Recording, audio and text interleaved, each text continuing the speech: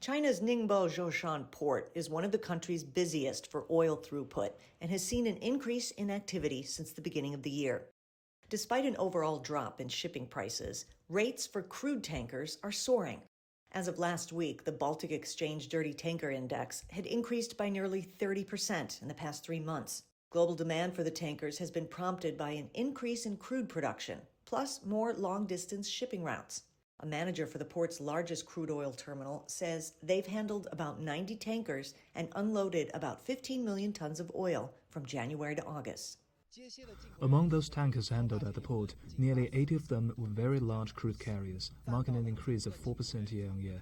They accounted for 92% of all tankers loaded with imported oil.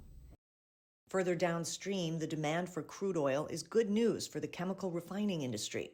Sinopec Genhai Refining and Chemical Company say they've seen an increase in business and have stepped up efforts to secure supplies.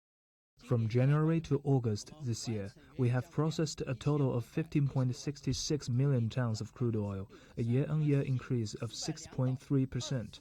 We have 4 teams working in 2 shifts to ensure around-the-clock production in an all-out effort to meet the demand for refined oil and chemical materials.